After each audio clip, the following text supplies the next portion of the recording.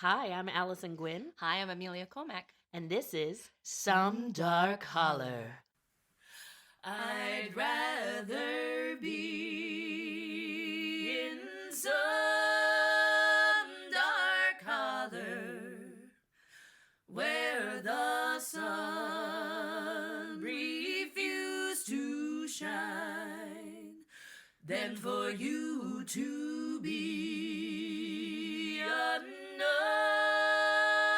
man's woman, never on earth to call you mine. Hello there. Hi. How's it going? How's your mom? Good? Great. Hi, everyone. I'm Allison Gwynn. And I'm Amelia Cormack. Yeah, this is our first ever episode, and so we're working out kinks. We're trying everything. We're throwing things at the wall and seeing what sticks, friends. Yep. So you let us know what you like and what you don't like Yeah.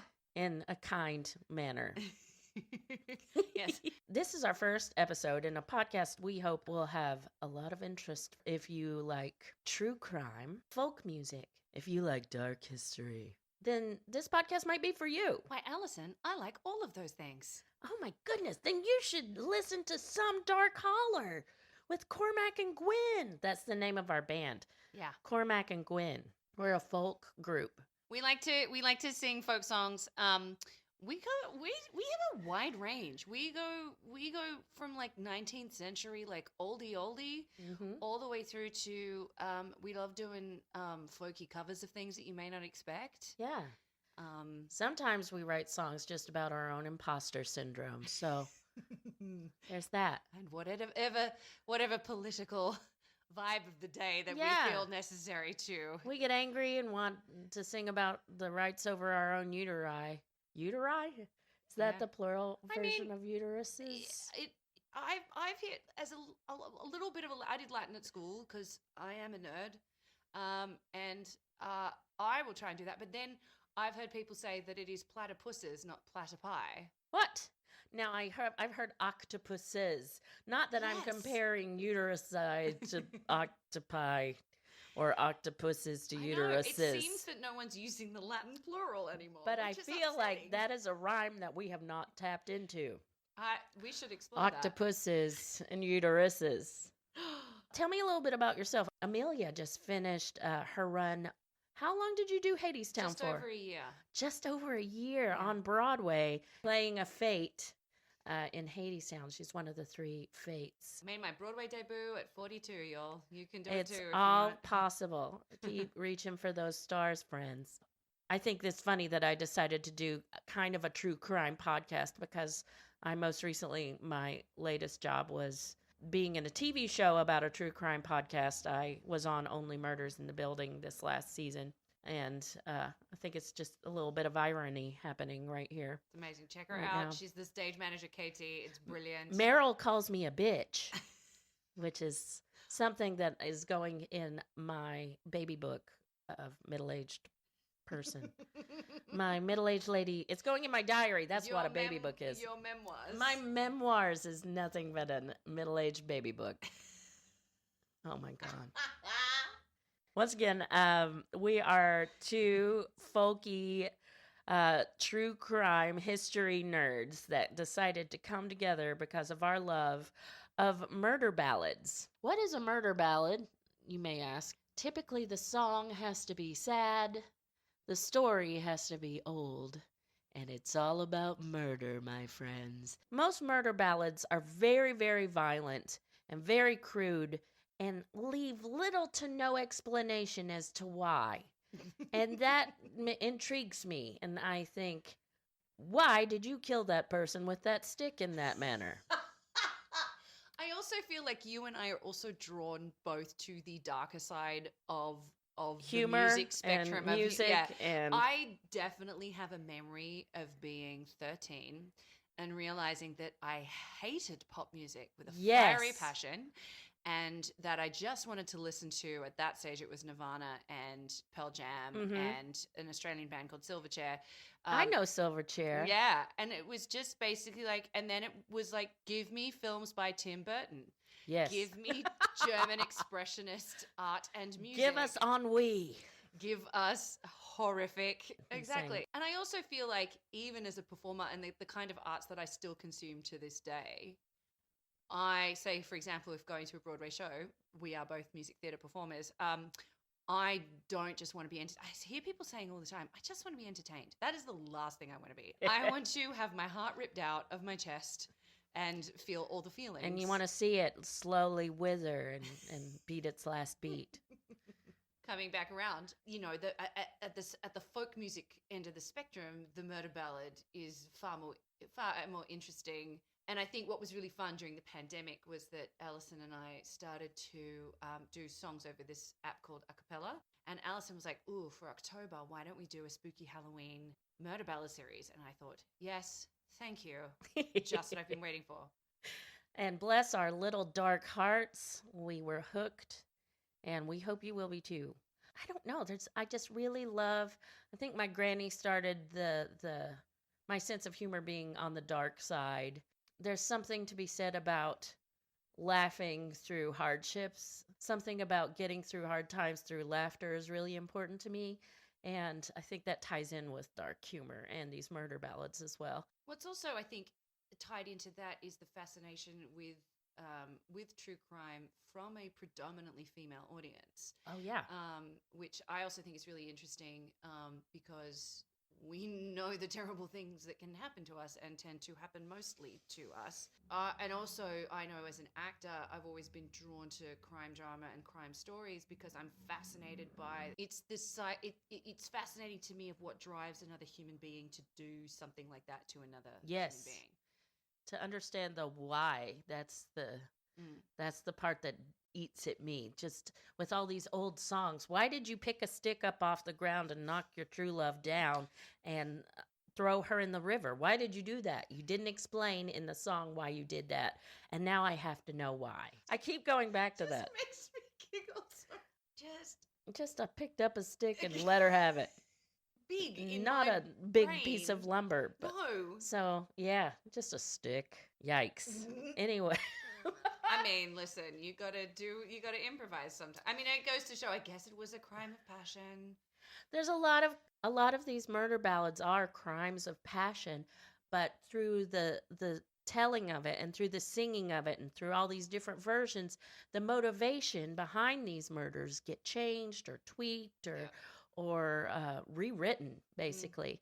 And so it comes out with the version you hear being so crude and without motive, you are left wondering why. And so I thought this would be a good opportunity to dig into that history. But there's also, these very common tropes of the drowned woman, for example, drowned at the hands of her. I mean, we see it in Hamlet. We see it in another one of my favorites from Nick Cave. Seeds. Down by the banks of the Ohio. Neil Young has a song called Down by the River. I shot my baby. Shot her dead. Yeah.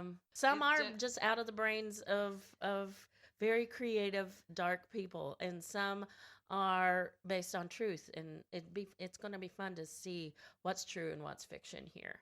The moral of this story is don't go down by the river.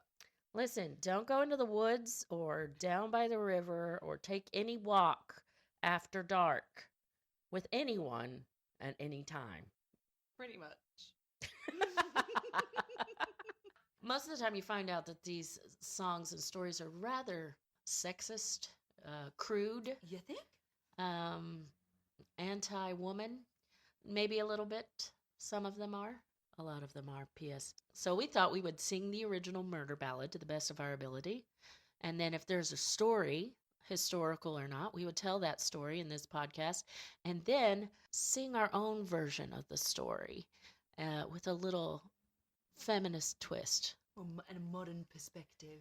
Because it is interesting, a lot of them, of course, the victims are... Women. Women. And, so we and thought... it ain't fair. No. So we thought, and we thought we could help them get their own back in their own way. Yes, get their own back. Yeah, get your own back. Yeah, we're going to get their own back. Occasionally I'll say things like that I'll be like, no, I love it. That is an Australian phrase that no one knows. I absolutely love it. So during that roundabout explanation of our dark little hearts and minds, we hope you come with us on this dark musical journey. So shall we start? We are going to start with our episode 1. And the episode 1 is about the Ballad of Frankie and Johnny. 1, 2, 3, 4, 1.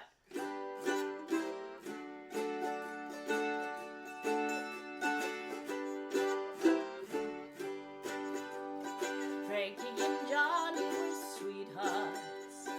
Oh Lordy, how they did love. Swore to be true to each other, just as true as the stars above. He was her man. He wouldn't do her wrong. Frankie went down to the corner just for a bucket of beer. A bucket? Just one. She says, hey, Mr. Bartender, has my lovin' Johnny been here? He is my man. He wouldn't do me wrong. The bartender says, I don't want to cause you no trouble. I ain't gonna tell you no lie. I saw your lover an hour ago with a gal named Nellie Bly. He was your man, but he's a-doing you wrong. Frankie looked over the transom. What's a transom? Well, according to Wikipedia, transom in architecture is a transverse horizontal structural beam or bar or a crosspiece separating a door from a window above it. Huh. She saw to her great surprise, there on the couch sat old Johnny, making love to an alley by. He is my man, and he's a-doing me wrong. Frankie drew back her kimono, raunchy, took out an old 44. Rudy toot toot 3 times, she shot right through that hardwood door. She shot her man, he was a-doing her wrong. Bring out the rubber-tired buggies, bring out your rubber-tired hat. I'm taking my man to the graveyard, but I ain't gonna bring him back. He was my man, and he done me wrong. Mando, go.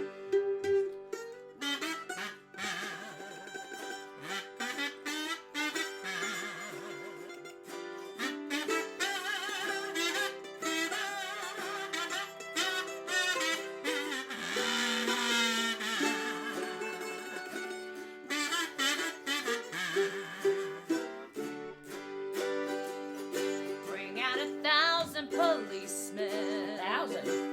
Bring him round today to lock me down in the dungeon cell and throw that key away. I shot my man, he was a-doing me wrong. Frankie, she said to the warden, hey, Mr. Warden, what are they going to do? The warden, he says to Frankie, it's the electric chair for you, 'cause you shot your man. He was a-doing you wrong. Let's bring it down. This story has no moral. This story has no end. This story just goes to show that there ain't no good in men, 'cause he was her man, and he done her wrong.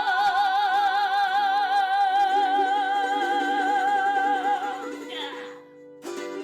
So let's Connecticut to the true story behind one of the most famous murder ballads of all time. On October 15th, 1899, at 212 Targhee Street, or Targhee Street, Targee.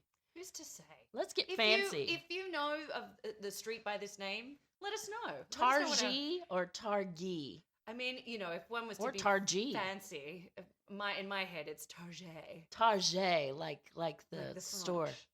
So at 212 Target Street, St. Louis, Missouri. It was then and there that 22-year-old Frankie Baker shoots her 17-year-old boyfriend. He was 17? Underage, jailbait. Wow. Boyfriend Alan Albert Britt. And 4 days later, Albert dies in the hospital.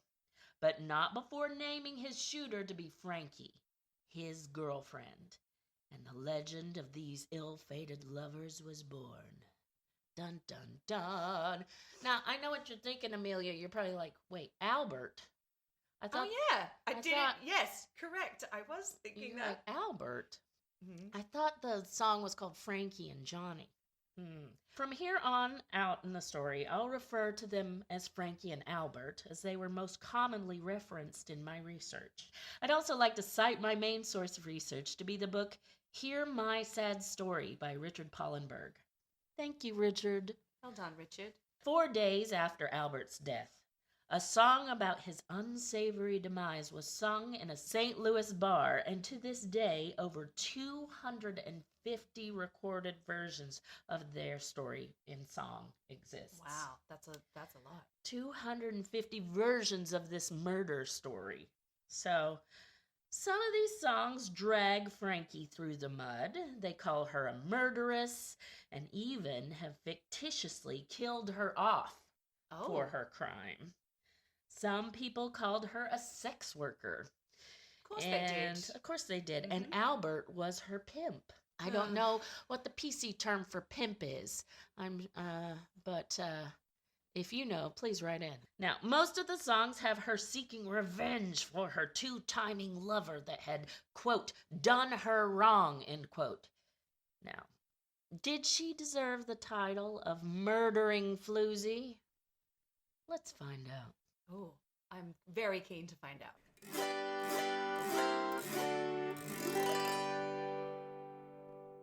Let's start with Frankie herself. Frances Baker was born in St. Louis on May 30th, 1876, to parents Cedric and Margaret Baker, who also had 3 sons, Charles, Arthur, and James. They were an African-American family. At the time of Albert's murder, Frankie was said to be slender and just over 5 feet. So, she was short. I'm 5'2".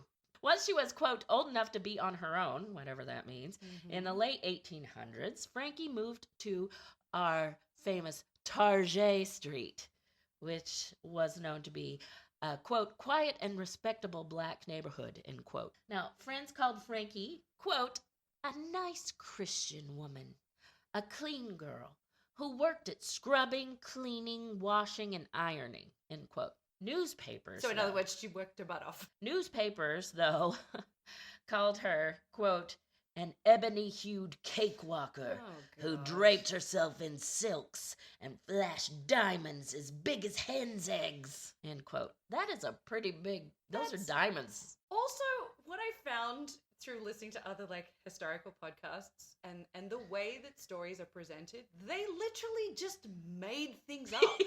There was the editorializing within these articles is absolutely ludicrous. I mean, we talk about fake news now, but when you go back and read some of these articles, and there was something I was listening to where they were trying to look at newspapers from the time, and the variation in the accounts across all these papers as to what the actual facts were was truly astonishing. I mean, we think we have editorializing now, but it's I can just see them now, and like with cigars hanging out of their mouths in the newsroom. Oh, yeah. Big as hen's eggs, see? You know. Like, I mean, I don't think a woman is going to walk around St. Louis with diamonds as big as the heart of the ocean. But again, as we all know, never let the truth get in the way of a good story. Indeed, and this one's a good one. It's a doozy. That's quite a contrast in truth and fiction there. And are we to assume that she got all those diamonds from scrubbing and washing, maybe? Maybe she befriended a rich woman that let her Well, I mean, borrow but this would also go into as you said in the beginning, the portrayal of her as a sex worker. Oh, yeah. You know. Yeah. Ugh. Also, to those unfamiliar with the term, a cakewalk is known as a kind of dance competition that started in African American communities, and couples that were the nimblest and flashiest won prizes of cakes. So that sounds like fun. I mean, God forbid we don't give him any money. We'll just give him cakes. Let's just get. I mean, to be truthful, I would be a sucker for that. I'd be like, yeah, give me cake. I will dance for cake. I didn't know that it was literally a cakewalk. Like, literally Yeah. a walk to get cake. I will dance for cake all day long. I mean, yeah. Give me some cake. I'm gonna dance right now. Da, da, da, da, da. Give me cake. Give me cake. Which would be your cake of choice? Like, which cake of choice would make you cakewalk to your absolute best ability? Now, cake beggars can't be choosers, but you know. But I would walk for any cake. Really, I would dance for any cake. Yeah, cake's pretty good. Cake's pretty good. Yeah. I mean, it sounds like a hell of a lot of fun. So, naturally, puritanical Christians hated it. Of course they do, because They're they like, don't want us to have any fun. There's no dancing. There's Ever. no eating sugar. That's all from the devil. I mean, the Sugar. fact that there is a movie that is all about a town where people were not allowed to dance. In my college, the first college I went to, there was no dancing allowed on campus. I have no, as an Australian, I have no comprehension of that. Like, it doesn't even. I went to a private Christian college and there was no dancing allowed. Also, if you believe in God, who's created everything, then he's created the dancing. And So- cake. So Christians hated these cakewalks. They called it sinful, like they do everything. And the participants were sinners and beneath them. Barf. Not to mention, most of these participants were of a different race than these Christians, which is also makes me want to barf. So it looks like we have two contradicting sources of Frankie's character. One is a Christian clean washerwoman or cleaner, or Also, the fact that they need to put in the word clean. yeah, she's Because clean. She's clean. She's clean. Like, Ugh. the fact that they need to be like, no, she's, it just. Barf again. Is that going to be our catchphrase? Barf. One can only hope.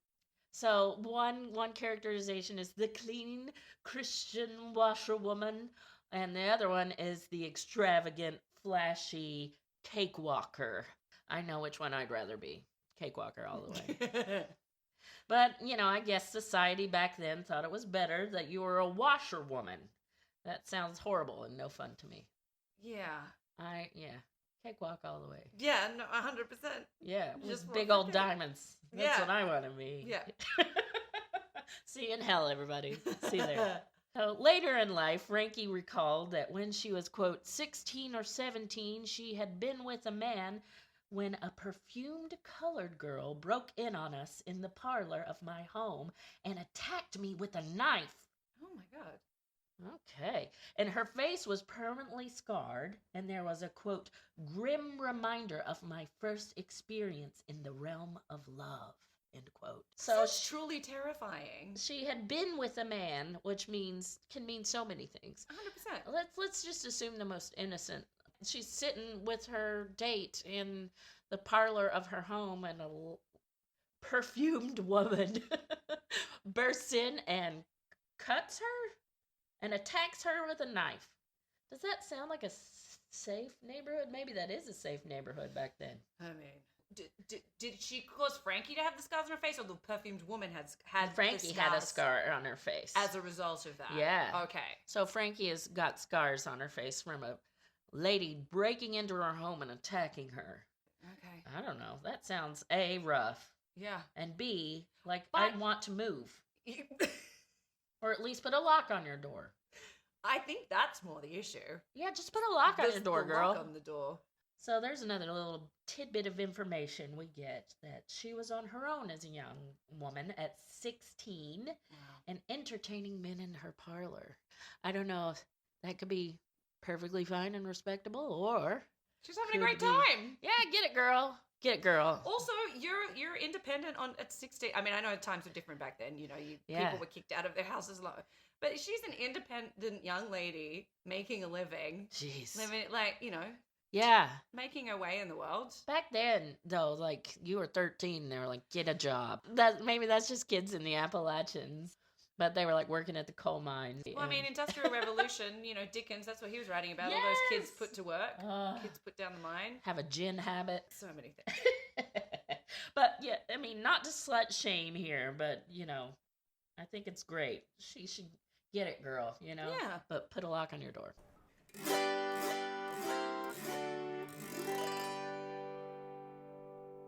Let's tell you a little bit about Albert's upbringing. Okay. Alan Albert Britt, Britt, Mm-hmm. was born in Kentucky in 1882 and later moved to St. Louis with his parents. His father, George, was once a slave in Tennessee and then later got a job working on the railroad. So that's good for him. Mm-hmm. The family moved to Target Street in St. Louis, not far from Frankie. Albert's father, George, vouches for his son's character and says to a newspaper that he attended Sunday school at a Baptist church. Quote, leastwise he told me and his mother he did. I love that. Uh-huh. That's either a father who knows his kid really well, Yeah. or wants so fervently to believe. That's what he told us best. anyway. We were strict with that boy. We didn't allow him to hang around in no pool halls. He used to stay out all night once in a while. Always, he was staying with some other schoolboys. Sure he was. Mm-hmm. He quit school when he was in the 6th grade and went to work. Hence There what we we go. say, 13-year-olds being put to work. Well, you're in the 6th grade now. That's enough educating. Get to work. Well, but I mean, realistically, at the time, like that's... In other newspapers, Albert was someone, quote, all the girls looked for, end quote. Ooh. Ladies' man. Yep. Ladies' teenager, we should say, because he's a teen. Yeah. That's right, because he died at 17, right? Right. So this is all happening... In his adolescence. Yeah. Some versions of the murder ballad state that Frankie kept him finely dressed when they were together, with mirror-toed shoes, peg-topped trousers, and fancy waistcoats. He fancy. Yeah. Fancy waistcoats. I want a fancy waistcoat. Yeah. That'd be nice. I wouldn't fit Spring one right back now, but- waistcoats. You're waistcoating for 2. That's correct. Yeah. Albert was also a fine ragtime piano player. Oh, okay. And had attended a cakewalk somewhat recently before his murder and won a prize. Oh. But he wasn't with Frankie. Oh. He was with another teenager, a girl by the name of Alice Pryor. 18 years old, and on October 14th, which is my mom's birthday, the night before his murder, Albert was playing at the Phoenix Hotel, and Frankie went to go see her man do his thing. But when she got there, she saw Albert, quote, making love, end quote, to none other than Alice Pryor. I love the term making love and the way it was used back then. Yeah. Because now we think of it as just sex. But Yes. back then it was like whispering sweet nothings. Yes, it's wooing. And which is so sweet because, I mean, in the one sense, Yeah. you are That makes more making sense. love happen. Yeah. But I don't know why it tickles me so much. I just think it's adorable. Yeah, in the South they call it sparking. Oh, Yeah. that's good. Oh God, in Australia we had this horrible thing when you were flirting with someone, you were tuning them. Aha! Like You're tuning them in. T-U-N-I-N-G. T what? T-U-N. Yeah, Yeah, tuning, T-U-N-I-N-G. like you're Yeah, tuning an instrument. Well, you Yeah. gotta play correctly together. that's true. I don't know if that it just feels gross. So much more gross. though. Tuning them? I don't know. Maybe fiddling with their Sorry. I have the worst brain. Fiddling with their knobs a little bit, tuning them. Yeah. Oh, man. If you are a younger Gen Z/Gen Z person listening in, please let us know what the current phraseology is for flirting with someone. Old lady report is over. Old lady corner. Old lady corner is over. Back then, making love meant a great many things, like we said, holding hands, whispering and laughing, being seen together in a romantic way. Basically, she saw Albert and Alice flirting. Yeah. So Frankie approached him, and they had a verbal argument, and Frankie left by herself and went home and went to bed. Then, according to Frankie's testimony later in court, Albert came to see her at her bedroom at 3 a.m., and the argument continued. 3 a.m.? Yeah. That's late. That's late and unreasonable hour. Who? Do we think he might have been drinking? Unreasonable people often are drunk. Yeah, that's what I'm guessing. Because, you don't come to someone's door at 3 a.m. unless you've had several under your belt. Yes. Well, yeah, especially if it's a boarding house and she's a single young lady. Yeah. Oh, scandal. Okay. So, this is what she says in court. She said, I jumped out of bed and says, what's the matter with you, Al? And he says, what the hell are you doing in this bed? She replied that she was sick, whereupon Albert cursed at her and attacked her. Where did he expect her to be at 3 a.m.? I would hope that she would be in bed. Yeah. But also, what are you doing in this bed? It's mine and I my live here? Bed. What are you doing Yes. at my house? She said, I'm the boss here. I pay the rent, and I have to protect myself. Yes, you do, ma'am. It's my room. It's my room. I pay the rent in my room. I can lay in my bed and do whatever I want in my room. Albert then produced a knife. Oh, my God. And proceeded to threaten her with it, according to Frankie. Uh-huh. I was standing there, she says. Pillow lays this way, which I mean, a pillow would be laying horizontal to the bed. And I just run my hand under the pillow and shot him. Wait. Okay. So she had a gun under her pillow, is what she's saying. That's what I'm guessing. Just run my hand under the pillow and shot him. Didn't shoot but one time. I feel like she's skipping some steps there, though. Standing by the bed. Because she puts her hand under the pillow. And well, I guess that's the implication. But she doesn't actually say, I reached out from under the pillow, produced the gun, and shot him. She's, Yeah, so she got from laying into the bed. I guess they started to fight. He got a knife out and started to threaten her with it. So she just got a gun out from under her pillow and shot him. Yeah. Gotcha. The St. Louis Globe-Democrat says, quote, the bullet entered Britt's abdomen, penetrating his intestines. The woman escaped after shooting, end quote. Shot him in the gut and left, which you probably would want to do. Yeah, but it's interesting, though, she doesn't go for his heart or his head or anything. She's probably not a good shot. Yeah. I mean, I wouldn't be. No. Especially if it was an impulse thing. Yeah. And if she's just pulled it out from under the pillow, then she's probably just pulled back. Bang. Like it's shooting him as soon as possible. Sure. So Albert was hospitalized and managed to tell the police that Frankie was the one that shot him before his death. She was brought to the hospital so Albert could identify her, and Frankie was arrested. I mean, that's not a lineup, though, is it? Nope. I mean, in terms of our system now. Given you probably shouldn't leave the scene of a crime. Yeah. But if he was still able to get at her, you'd want to leave. Yeah. Yeah. If he had a knife still. Yeah. But it's just interesting to me that they go, is this the woman? This is the only one that we're bringing into the hospital. That's all. This is no comparison. This is the only person. The likelihood is he's going to say yes anyway. Sure. Frankie's trial for Albert's murder was on November the 13th, 1899. Judge Willis Henry Clark presided over the case, and Frankie pleaded self-defense. That makes sense. Perfectly reasonable. She claimed that Albert, quote, attacked me with a knife. You know, I was afraid of Albert. He beat me unmercifully a few nights before the big blow-off. My eye was festering, and sore from that lacing when I went before the judge. He noticed it too. Okay, So, Albert. Right. So he's hit her before. Yeah. He beat her up Yeah. before.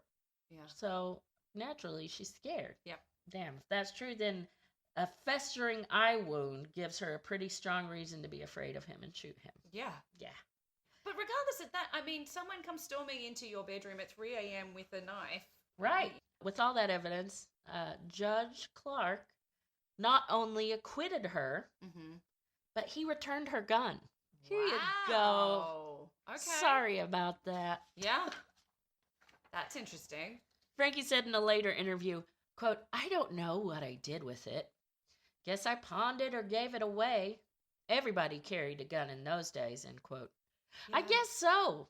Yeah. Things were scary, especially if women can come into your parlor and cut you across the face. Yeah. Or men can come into your bedroom and threaten to cut you again after they beat the crap out of you the night before. Yep. So after her acquittal, Frankie, rightly so, left St. Louis to, quote, get away from the constant annoyance and humiliation, end quote.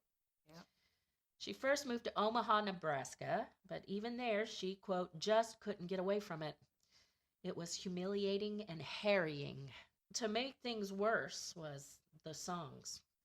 Versions of the incident were being sung in pool halls and recorded, quote, I heard it on the street and I heard it on the radio, she says.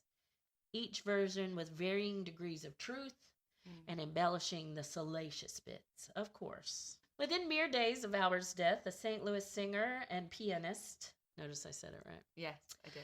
Bill Dooley was performing a song called Frankie Killed Alan. And Alan. No, Alan. Well, his first name was Alan, but he went by Albert. Oh. Yeah. Yes, you did tell me that earlier. Yeah. Yes. No. I've just heard the Albert everybody bit. called him Albert. But so. I'm intrigued to see how we get from Albert to Johnny. Yeah, right? I'm excited. And in 1912, a published version appeared with the name Johnny. Oh, here we go. Replacing Albert, probably to avoid copyright or out of respect for the Britt family. So out of the respect for his surviving family, probably to avoid lawsuit, I would say. Yeah. They renamed Albert Johnny.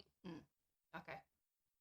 Yeah. But Frankie still is Frankie. That's what I'm thinking. Even though she was acquitted for self-defense.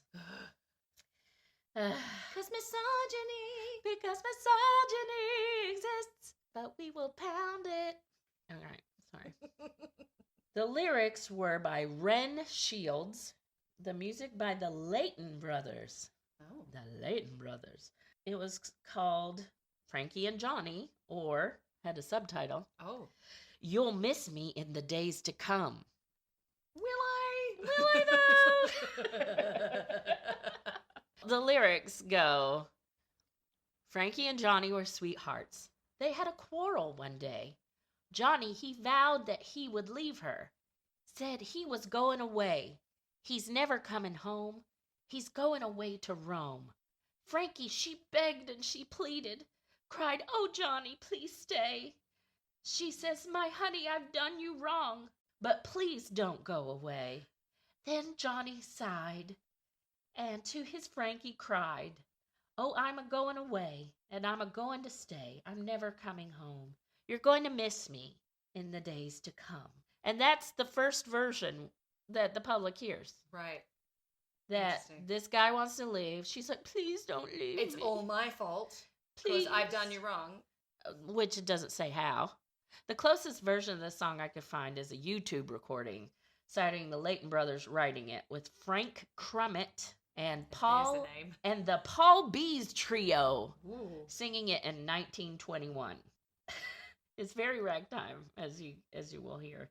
In the following verses of this song, Frankie says she'll spend money on Johnny to keep him near, but he says he's lost his heart to another by the name of Nellie Bly. Now, who the hell is Nellie Bly? I feel like that name crops up in a bunch of songs. I feel like I've heard that name before. Yeah, because if you remember, the lady he was caught making love with was Alice Pryor. Mm-hmm. Nellie was the name of a popular American journalist who was white, by the way. Uh-huh. This started a subtle whitewashing of this story that would later become more and more blatant. As far as I have researched, Nellie Bly, the actual person, had no connection with Frankie or Albert whatsoever. The name was probably inserted to make a better rhyme, or because her name was popular at the time. The clickbait in ye olde days. Yes. That makes no sense. We're like, how can we make this popular? Nellie Bly! Yeah, well, that's what I'm saying. Like, Put Britney Spears in it, you know? Britney was there too, brandishing her knives. But also, you said she was a journalist, right? Right. Like, TMZ was there. TMZ, there we go. He was making love to all of TMZ. And Frankie was mad. More about this first public version of Frankie and Johnny. She draws a .44 gun from her silk kimono, and Johnny runs down the stairs crying, "Don't shoot!" And then the catchy lyric, "Rudy Toot Toot," was born. Yeah. Rudy Toot Toot. And it's used in many songs here after to mimic the noise of Frankie's gun that, in contrary to the actual story, is fired multiple times. Here is the thing. How do you get a gun sound from Rudy Toot Toot? Rudy Toot Toot. I don't know. I feel like rat-a-tat-tat would be more accurate. That's I've heard rat-a-tat-tat before. Rudy Toot Toot. Also, do you know what rooting is in Australia? Sexy times? Yeah, sexy times. Rudy Toot Toot. Sexy sex. Sex and farts. Sex and farts, y'all. Sex and farts. I'm so highbrow. No, you've come to the right place. She shot 5 times in this fictional story. Also, in the final verse of this first original song, you hear the use of the lyrics, "Send your rubber-tired horses," and hacks. I'm guessing they mean rubber-tired wagons or carriages of some sort. Would they have cars by this point? That's what makes me think rubber-tired horses is just a euphemism for a car. Maybe. And a hack, I thought, is a hack is a kind of carriage. Yeah. Because they're taking, quote, "lovin' Johnny to the graveyard." Yeah, poor Johnny. Mm-hmm. Poor lovin' Johnny. Painting this fictionalized Albert as a man that had done nothing wrong but flirt with another woman and try to leave Frankie, which is a far cry different than the real Frankie's claims of physical abuse and threats with a knife. Mm-hmm. So the trend is starting. Painting Frankie as a woman seeking revenge and shooting her man out of jealousy and not out of self-defense, as making her a villain and the real-life Frankie a social pariah. Within 10 years of Albert's death, more than 25 versions of this song had been published. Wow. So, other versions within the real Frankie's lifetime vary in storytelling. On February 1928, Mississippi John Hurt's version, simply titled Frankie, became very well known. Hurt was a black blues musician, very famous, and is considered to be one of the pioneers of the blues. His version has Frankie paying $100 for Albert's suit of clothes. Notice he calls Albert and not Johnny. Yeah. Frankie hears of Albert's infidelity via a bartender. It's more authentic than the first published version because the use of Albert and Alice Pryor's real names. And also the fact that she was the one paying for his shit. Yes. He actually validates the fact that this woman had an income and she was a sugar mama, girl boss. Yeah. #. Frankie sees Albert's infidelity through a keyhole and then shoots him 3 or 4 times through the door. She shoots him through the keyhole? Through the door. Just through the actual door? Just through the door. Okay. Which is, that's very common in a lot of recordings, that she just shoots him through the door. Again, varying wildly from the truth. The judge does exonerate her in this version of the song, though, so that's important. Yeah. But in 1929, there was a version by Charlie Patton, another extremely influential blues musician, and he called his version Frankie and Albert. Frankie goes to Albert's house asking about him, and someone at the house reports that, Albert's sitting down on some cheap gal's lap buying some cheap gal beer. Well, his version goes on to use the famous refrain, "He was my man, but he done me wrong." Frankie then asks him if Albert remembers last Sunday, the 25th of May, when you, quote, buked me and you cursed me, oh baby, all that day. And for that vague reason, she kills him. So this is Charlie Patton's version again. But again, all these versions have her going to him. Yes. All of these, and it is that thing of the spurned woman, like women are dangerous. And it's like... Hell hath no fury like a woman scorned. It's just so fascinating to me that is far more interesting to them than... Because it clearly villainizes her. Yeah. Patriarchy. Sorry, I hate to bring up the P word, but here we go. Yep. Patriarchy. She starts feeling bad at the end of this song and goes to the cemetery, falls down on her knees, and asks the Lord to forgive her. So, it is important to note that this is another black storyteller of this story. It does show some compassion for Frankie, calling her a, quote, good old gal, end quote. So there's that. Okay. Then the white people come and vilify her again. Jimmy Rogers was a white country singer in 1929 and has Frankie and Johnny. That's his song. It's a very tonally different version with yodeling. Now with yodeling. You may not have asked for it, but the you're yodel. Get it anyway. Vastly more uncool, in my opinion, but that's my opinion. Well, this version has Frankie paying for her crime by going to the electric chair. It also brings back the replacement of Johnny for Albert and Nellie Bly for Alice Pryor, painting her as a jealous female that lets her feelings of jealousy get the better of her. Yeah, this one ends with, there ain't no good in men. Yeah. So, I don't know if that means mankind, which includes women as well, or if it... Men generally. I mean, that when I listened to it, that was the impression I got. That it was like, men, you better do right, otherwise... Your woman's gonna shoot you. Yeah. Women's gonna shoot you because they don't know how to express their anger adequately. Oh, Jimmy. Also, the electric, just the most... She's gone to the electric chair. The most possibly graphic ending that it possibly could have. Zip, zap, zop. Oh, my God. The story shows up in other art forms throughout the real Frankie's lifetime. John Hurston writes a marionette play. Oh. Now with puppets. Just picturing, like... What was that show? There was that old show. Thunderbirds. Thunderbirds, yes. Thunderbirds. Enacting Frankie and Johnny. This was in 1930. He sets the play in the factually correct, quote, this is a quote because it's not coming from me, colored section of St. Louis in 1899, end quote, but follows up with pure fiction, writing that Johnny dies from knife wounds inflicted by Frankie.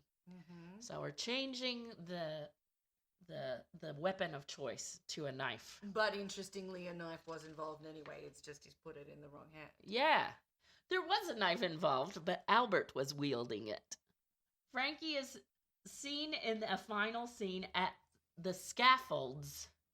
So, at the hangman's noose, about to be hanged, when she says she used her, quote, big 44, end quote, on Johnny because he threatened to leave her.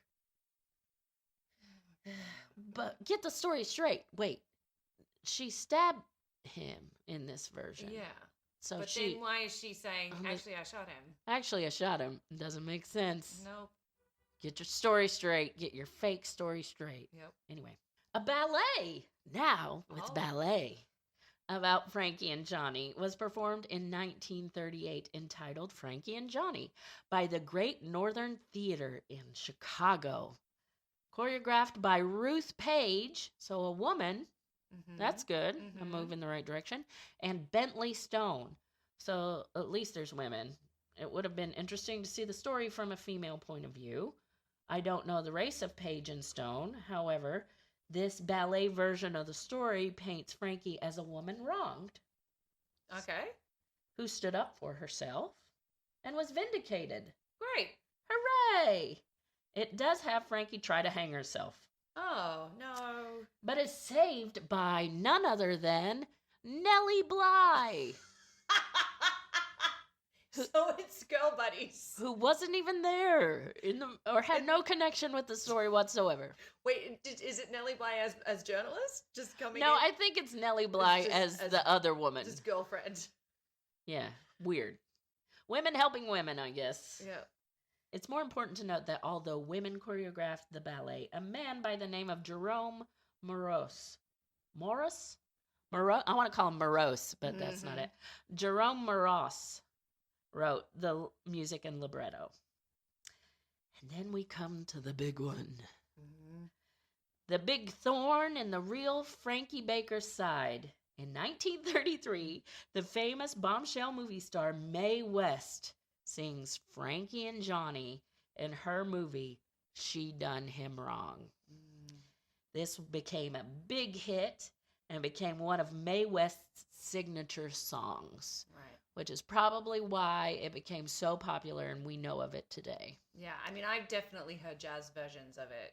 The real Frankie saw She Done Him Wrong in the theater in Portland, Oregon, where she finally settled and was pissed. Oh, I bet. She thought it depicted her in a demeaning way. Yeah. You think? Yeah. She is quoted to have said, quote, "I'm so tired of it all." As quote. you should be, girl. As That you is should an be. understatement, my good woman. Another movie adaptation was made in 1936 by Republic Pictures called Frankie and Johnny, starring the very white Helen Morgan. In 1938, Frankie Baker decides to sue Republic Pictures for defamation. Good for her. Yeah, she's asking for $200,000, which is the equivalent of about $4,300,000 now. Yeah. Yeah. I mean, yeah. As she should be. Yeah. Yeah, that seems fair. Saying that Helen Morgan's character depicted her as, quote, "a woman of unchaste character, a harlot, an adulteress, a person of lewd character, and a murderess." I love that what seems to be more concerning to her was that she was unchaste and a floozy. Mm.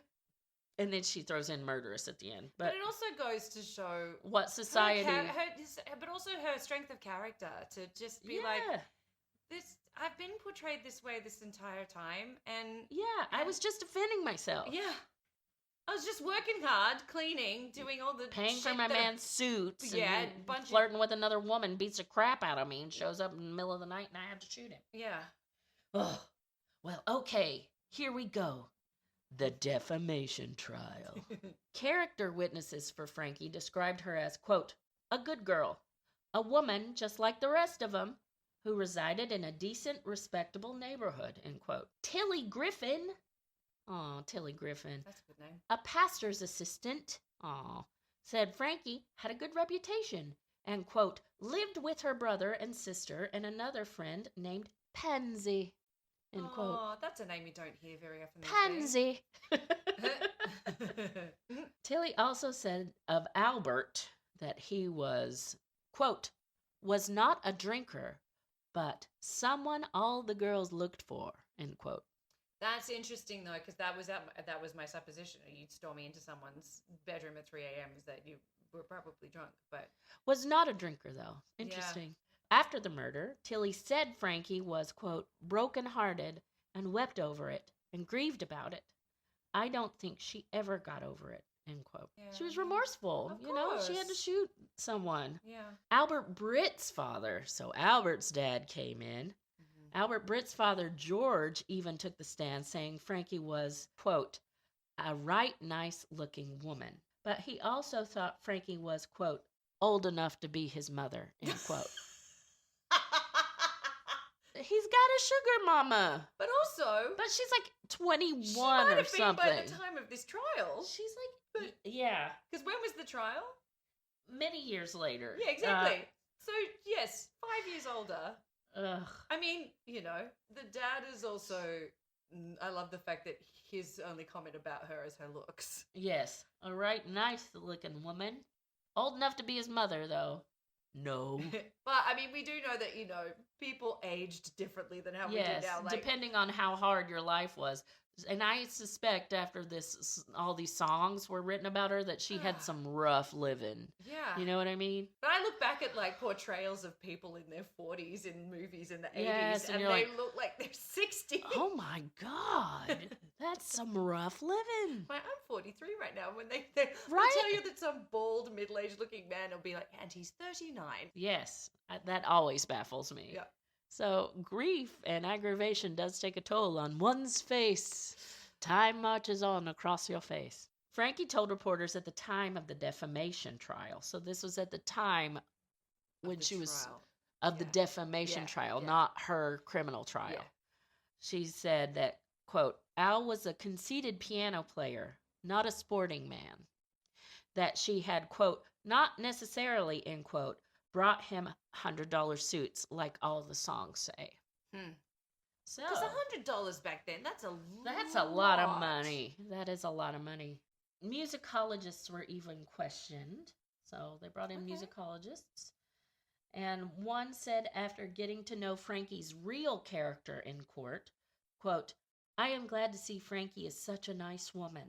I always thought she should have been punished severely, end quote. I love this idea that musicologists are being brought in on a criminal trial. Yeah, because I guess you gotta if you're suing someone for defamation because of songs. Yeah, I mean, the only time I've heard about musicologists in a trial is Ed Sheeran. Ed Sheeran, the devil ginger. I'm kidding. I don't know anything about Sheeran. The jury viewed the movie in question, so they got to go to the movies. Oh, with an all-white cast. And some thought it was a mistake to do that because it alienated the jury from the real-life black woman that Frankie was. Yeah.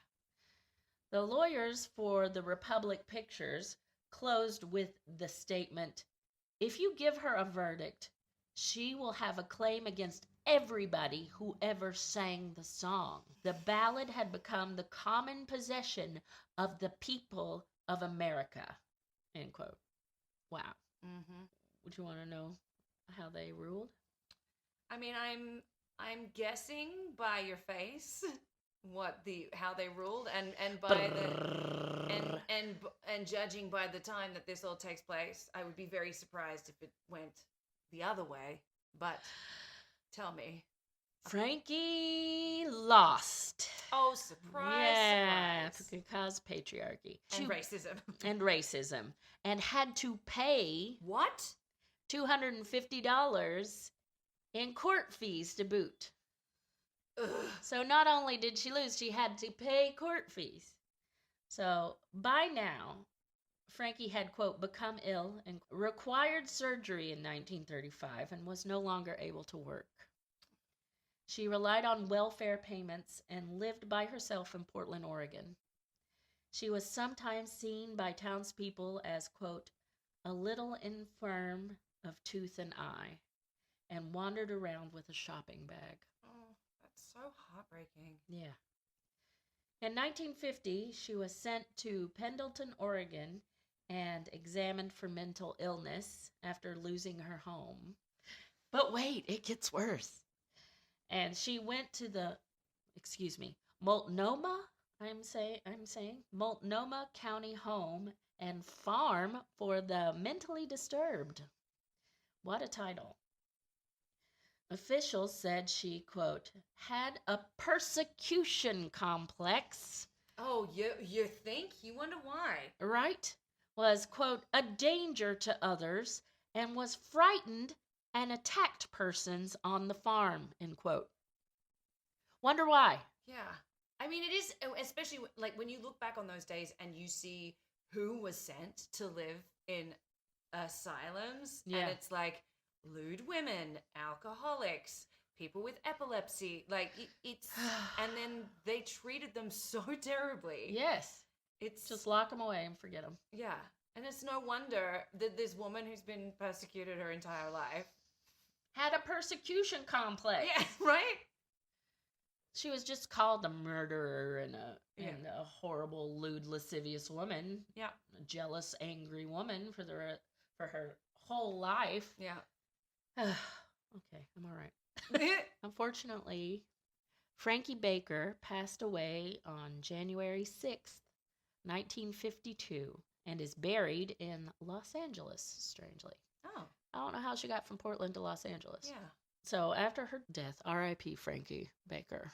We are sorry. Yeah. More and more versions came out after her death. Of course they did. Some of note. In 1951, a year after Frankie's death, a short cartoon was made. And it's artfully done. But guess what the cartoon is called? Oh, God, I'm so nervous. Rooty Toot Toot. Rooty Toot Toot is the name of the short cartoon. Based on the murder, produced by United Productions of America and Columbia Pictures, directed by John Hubley. A really stylized, and I'm sorry, in my personal opinion, rather cool looking, it does look neat, piece of animation with none other than Thurl Ravenscroft, the singing voice of the Grinch, and How the Grinch Stole Christmas, and the voice of Tony the Tiger. They're great. You're welcome. Playing a couple characters. Once again, depicting Frankie as a hot-headed, jealous female. You can find it on YouTube. It's pretty great. It's a piece of art, but factually horribly incorrect, as most versions are. In 1959, none other than Johnny Cash wrote something called Frankie's Man, Johnny. Oh, okay. Cash makes it somewhat autobiographical. Okay. By turning Johnny into a long-legged guitar-picking man that is off on the road, leaving Frankie missing him home on the couch. In one city, he sees a fetching redhead and hits on her, only to discover that the redhead is Frankie's sister, and Frankie's sister gives him a slap. In 1964, we have Louis Armstrong. He had his crack at this song called Frankie and Johnny, and it's a rather cleaned up version where the bar that usually Frankie goes to turns into a soda fountain. Oh. The bar turns into a soda fountain because drinking is bad. And Frankie's dad is a policeman. Oh. And she steals Dad's gun and shoots Johnny. So that's complicated. Yeah. And hold on to your butts. I'm holding. In 1966, there's an Elvis movie. Oh, great. I think you can see it on Freevee, actually. Free with commercials. I was going to say with all of the commercials. Frankie and Johnny, in which Elvis sings the titular song, making him Johnny and a gambling man. Yeah. Okay. Setting it in Las Vegas, of course, I'm sure. Yeah. Then we have one of my faves by Dave Van Ronk. He's a folk legend. Okay, I was going to say, that name is fantastic. He is famous for being the originator of many songs that Bob Dylan stole. Oh, and put on his first album. Yeah. In 1967, he sings Frankie and Albert. Oh, there we go. Which is more accurate. This version is interesting because he uses what I call the Candyman refrain. Oh. In a lot of old songs, candy equals sex. Oh. So if your Candyman is coming, your Candyman's coming to give you a good time. Euphemism. Oh. Okay. And another version, Broadway's Pearl Bailey, famously known for her portrayal of the first black Dolly Levi in Hello, Dolly, did a version in the 60s where she doesn't blame Frankie in the least, saying, quote, he had to go, end quote, which I like. I like a lot. Yeah. Yeah, I don't disagree entirely. Yeah. In 1973, the musician Taj Mahal. Wait, that was called Taj Mahal. Yeah. Has a song called Frankie and Albert that brings a cool twist with backup singers. Oh, yep. And calls Nellie Bly a hussy. Oh, I mean, that's still more slut shaming. We can't just. Yeah. Okay. Yeah. And ending with a bang with the inimitable Miss Lindsay Lohan. Oh, God. Singing a version of Frankie and Johnny in the 2006 movie based on the radio show A Prairie Home Companion. Wow. Okay. Frankie deserves better than Lindsay Lohan's version. Much better. Yeah. So, after this long journey, what do we think? Was it self-defense? Do you think the real Frankie Baker deserved a life of ridicule, of a story, and a life ruined because of all those different versions of a song? That's mind-boggling. Yeah. But it just goes to show, like, I mean, it's an age-old story, right? Right. One version, and I have a version of this close to home, where one version of the story gets out, and then it just snowballs, and so all of a sudden, someone who is not to blame necessarily, all of a sudden ends up being this horrific caricature of themselves, because that's how the media wants to portray them. Yeah, and that'll sell papers and records. Yep. And get clicks, as we call it now. Well, I mean, I know, again, close to home, there's, the way that the media attacks women that speak up about domestic violence and abuse, or sexual assault, the way that they are, ridiculed and not believed. And, well, here's a modern example. Monica Lewinsky. The way that she was absolutely ridiculed, and her life was ruined. Hopefully she's made... I mean, I've seen some stuff from her lately, and she's really kind of reclaimed her life, and she seems like Get it, girl. She's kind of cool. I like that. I waited on her once. Oh, you did? Yes. She and Alan Cumming were having lunch together. I mean, That's pretty amazing, right? I don't know what to say. I know. That's incredible. Brushes with fame, my friends. Brushes with fame. I love that. It's just shitty all the way around. Poor Frankie. Yeah. Poor Frankie. Frankie. Least we can do. Yeah. Is try to right that wrong a little bit. Yeah. And do our version of Frankie's story, which I hope she would be proud of. We're going to do a version of the story in a song I like to call Frankie's Turn. It's not associated with Gypsy in any way. 1, 2, 1, 2, 3.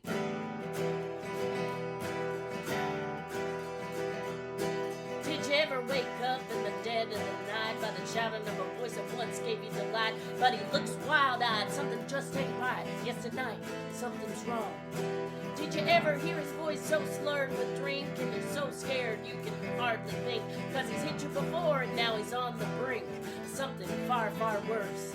Well, Frankie, she knows all too well. Frankie's frankly been through hell, done wrong by her man and by those as well who sang that awful song. Yeah, Frankie, she got all the blame. They twisted and tarnished and sullied her name. All of the infamy, none of the fame. Frankie, she got done wrong.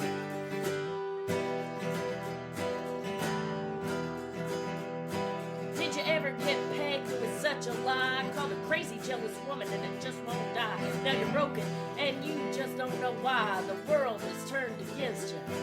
Did you ever have to fight for your life? You're acquitted, but your reward is strife and the lies that cut more than any knife and the scars of a bad reputation. Yes, she shot her man, he tried to do her wrong, almost killed her, but this goddamn song killed any chance of her getting along with any of mankind.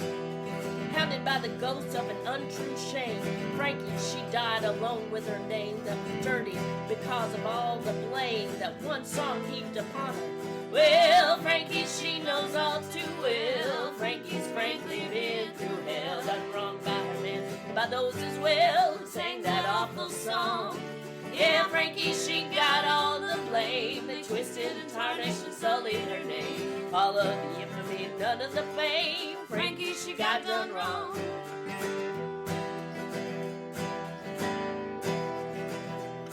It only took a couple days for Albert's demise, but Frankie's death would agonize. And decades later, cut her down to a size to where she just withered away.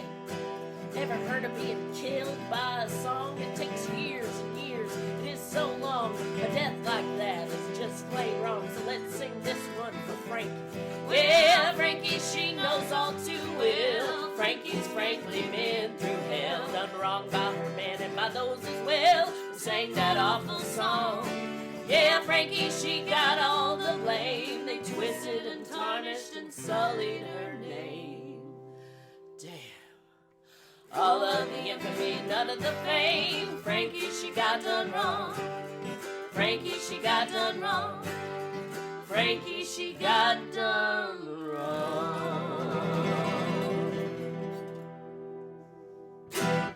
If you'd like to hear all the versions of the song that I am not able to insert into this podcast, you can find it in a Spotify playlist that I have made under Allison Gwynn. So you can find it there. It's called Frankie and Johnny.